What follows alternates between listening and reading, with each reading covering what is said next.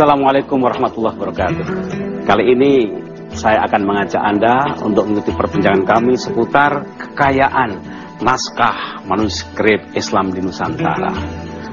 Kita tahu Indonesia yang begitu luas wilayahnya, beragam etnis, tradisi, bahasa dan budaya, begitu kaya menyimpan berbagai naskah-naskah kuno.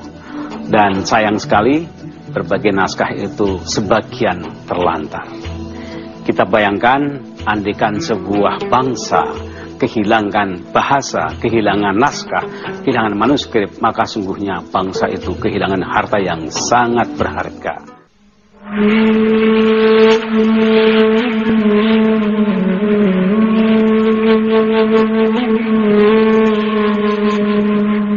Manuskrip atau naskah kuno dalam bentuk tulisan tangan merupakan tradisi intelektual bangsa Indonesia yang sudah dirintis sejak beberapa abad yang lampau. Nenek moyang kita telah menghasilkan puluhan ribu karya tulisan dalam berbagai bidang seperti tentang adat istiadat, hukum lokal, undang-undang, tata pemerintahan, sejarah, karya sastra, juga tentang keagamaan. Tradisi tulis ini ditemukan tersebar secara merata di berbagai kepulauan Indonesia. Naskah-naskah tersebut ditulis di atas berbagai bahan seperti lontar, kulit kayu, kulit binatang, dan kertas.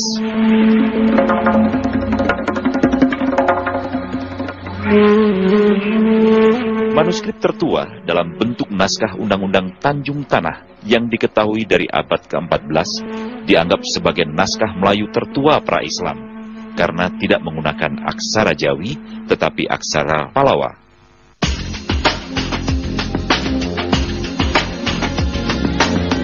Manuskrip keagamaan dalam bentuk kitab mulai mapan sejak zaman Hamzah Fansuri pada abad ke-16. Tradisi menulis manuskrip keagamaan setelah itu semakin berkembang pesat seiring dengan proses Islamisasi yang semakin kuat. Sebagai warisan budaya, manuskrip yang jumlahnya puluhan ribu itu tidak ternilai harganya. Namun sangat disayangkan, perhatian terhadap manuskrip sebagai sumber budaya dan sumber peradaban Islam Nusantara kurang mendapat perhatian.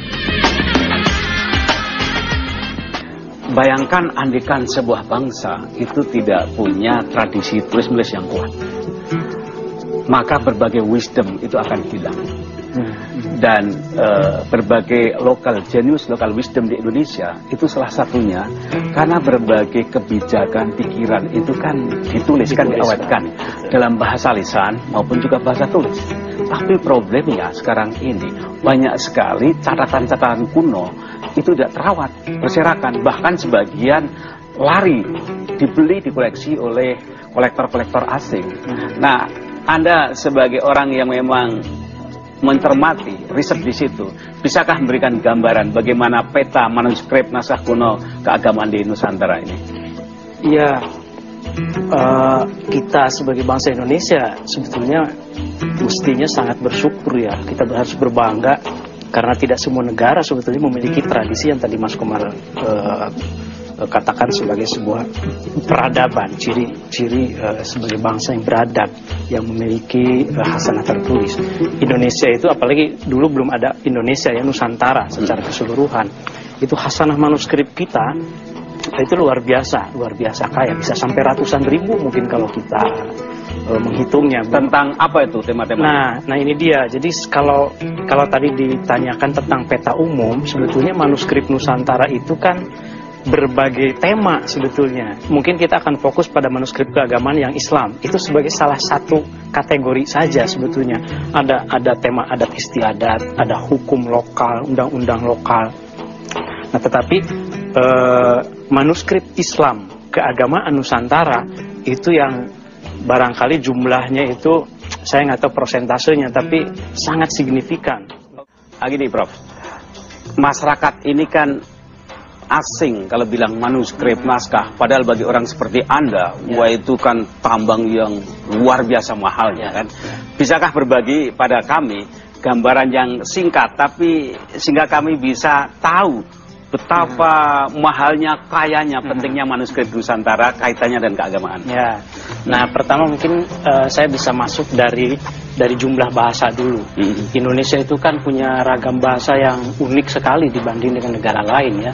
Kita yang tertulis bisa kita kategorikan punya sekitar 20 kelompok bahasa.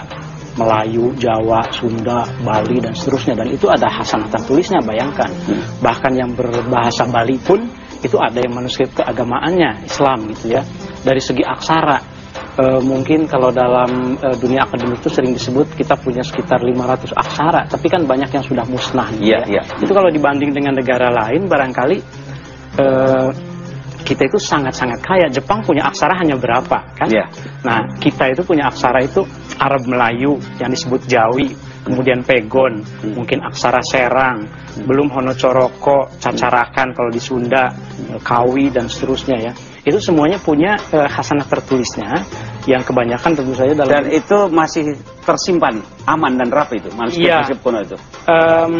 Sebagian tersimpan dengan baik di perpustakaan, di museum, tapi ini yang kritikal sebetulnya sebagian yang cukup besar juga masih tersimpan di masyarakat sebagai properti pribadi. Kalau saya pribadi, ini prinsip dalam preservasi, justru kita itu tidak boleh sebetulnya menyimpan banyak secara pribadi karena tidak terawat. Walaupun saya membawa salah satu contoh saja gitu ya. Anda bisa tunjukkan apa ini? Ini salah satu manuskrip kuno dalam tulisan yang hanya kita yang punya, yaitu Arab Melayu atau Jawi. Ini abad berapa ini? Ini kalau teksnya itu abad ke-18. Bukunya itu semacam pribumisasi gagasan-gagasan tasawufnya Imam Al-Ghazali. Luar biasa. Nah ini Mbak Asma ini kan sebagai orang yang dekat dengan dunia tulis-menulis. Gimana, apakah para penulis itu juga punya akses mengambil inspirasi dari berbagai manuskrip-manuskrip seperti ini? Juga saya tanya, sempat ngobrol-ngobrol sama Mas Oman, saya bilang, Mas, gimana caranya gitu ya, berapa banyak yang sudah didigitalisasi, berapa banyak misalnya yang sudah diterbitkan gitu ya, sehingga ini tidak hanya menjadi rujukan para peneliti gitu loh, tetapi kita-kita yang tertarik. Kebetulan Asma kan sama teman-teman kita punya forum Lingkar Pena, jadi organisasi pengkaderan penulis muda yang memang basicnya itu Islam gitu, sehingga kalau saja kita punya akses ke sana gitu, jadi kami jujur merasa kehilangan gitu loh Mas Komar, karena aduh sayang banget gitu loh, kita punya banyak kekayaan, kita bisa melihat gitu ya, karena buku itu kan manuskrip itu kan potret sebetulnya, potret keadaan satu bangsa, satu masyarakat gitu kan, sosial budaya mereka, dan kita bisa mendapatkan banyak hal gitu loh dari situ gitu.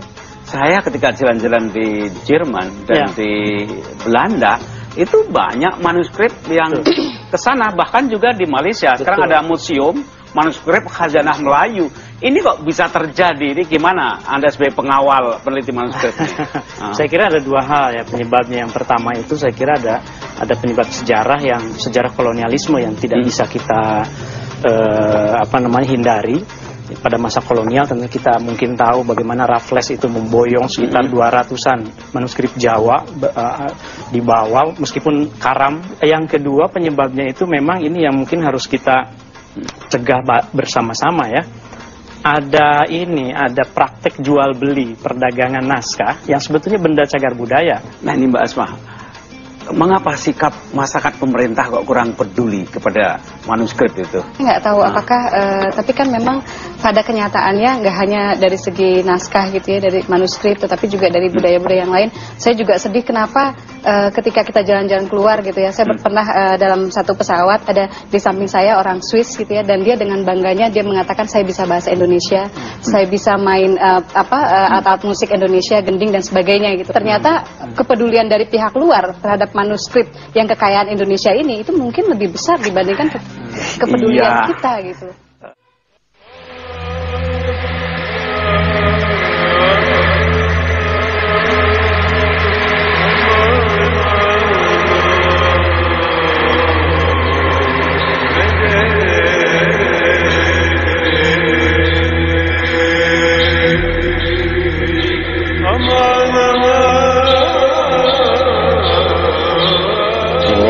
Kitab, kalau melihat kandungan isinya, ini kitab Torekat atau kitab tasawuf. Kemudian yang satu ini gabungan antara nahwu dan saraf. Ini menurut sejarahnya peninggalan dari Syekh Burhanuddin. Beliau masuk ke Sumatera Barat sekitar tahun 1026 Hijriah.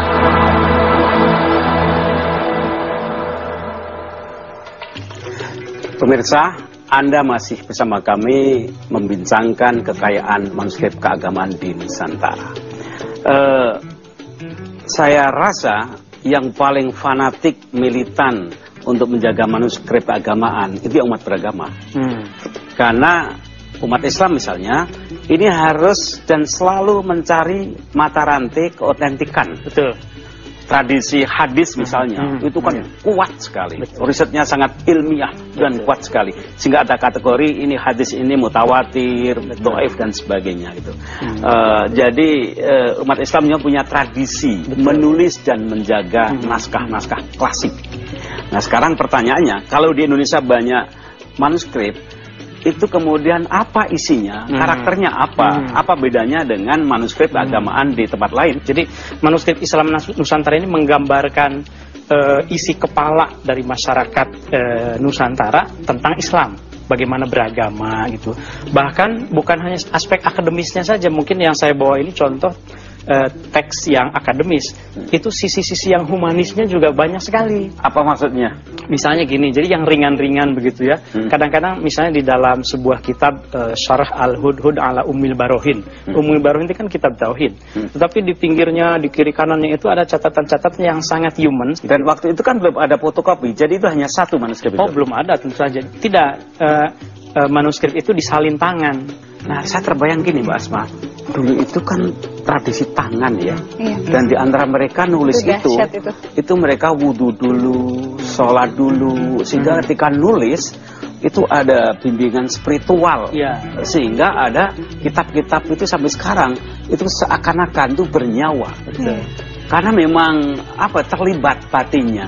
Sedangkan sekarang dengan dunia elektronik yang maju, komputer itu kelihatannya enteng saja ya. Enteng saja dan yang dalam tanda kutip memalukan juga Mas. Gimana itu memalukan gini, saya kalau kita membayangkan bahwa manuskrip-manuskrip masa lampau itu mereka bisa sampai ribuan halaman, puluhan ribu, berpuluh-puluh jilid gitu ya. Dan mereka semua menulis dengan tangan gitu. Sehingga nggak tahu apakah kesadaran untuk mengabadikan itu gitu ya, atau mereka tahu pentingnya itu gitu bagi generasi di masa depan gitu ya, atau semangat menulis yang luar biasa tinggi dari masyarakat Indonesia gitu loh pada masa lampau. Sehingga kalau merujuk ke sana, kemudian kita yang penulis-penulis muslim yang baru-baru ini merasa nggak mood, males, ada komputer tapi misalnya Pentiumnya Pentium 1 gitu, atau misalnya nggak apalah kondisi kamar yang panas, kok kayaknya jadi nggak bersyukur banget gitu. Kita sudah sangat dimudahkan, nggak perlu lagi menulis, sekarang ada fotokopi gitu ya. Kemudian jadi malu lah gitu loh Mas, kalau misalnya kita sampai nggak menulis gitu loh. Iya ya, dulu itu kan ulama-ulama itu kan karyanya tebal sekali. Nah saya terbayang, di samping mereka itu cinta ilmu, secara ekonomis bagaimana itu, dan skill. Atau itu semacam kelas sosial yang tinggi, atau karena status sosial juga bisa jadi harus, dalam tanda kutip ya, harus tinggi, karena ini kertas yang digunakan itu kan kertas Eropa yang tidak bisa diakses dan dimiliki oleh banyak orang. Jadi itu mengapa tradisi tulis teks Islam khususnya itu banyak juga terjadi di keraton. Ada ulama keraton, Syekh Abdurrahman Singkal di Aceh itu ulama keraton, Ar-Raniri ulama keraton, begitu juga di Jawa gitu ya. Nah itu karena untuk memiliki kertas saja itu kan susah. Nah dan itu juga menjelaskan mengapa ada catatan-catatan hutang di dalam kitab tauhid. Ada catatan-catatan misalnya ini saya sebutkan, ada resep anti ejakulasi dini misalnya, itu di dalam kitab tauhid. Nah itu karena kertasnya tidak ada lagi, mahal kan ya, sudah ditulis saja di atas, di pinggir begitu kan. Jadi tema ini, manuskrip ini menarik kita dialogkan, tapi karena waktu terbatas. Jadi sebagai penulis, peneliti, novelis, hemat saya bagaimana mengawetkan tradisi-tradisi lesan maupun tulisan, sehingga kemudian kekayaan Indonesia ini tidak hilang. Saya pikir begitu. Terima kasih telah menemani kami semua dalam perbincangan ini. Pemirsa, demikianlah kita masih akan berjumpa lagi dengan topik-topik perbincangan yang tidak kalah menariknya. Wassalamualaikum warahmatullahi wabarakatuh.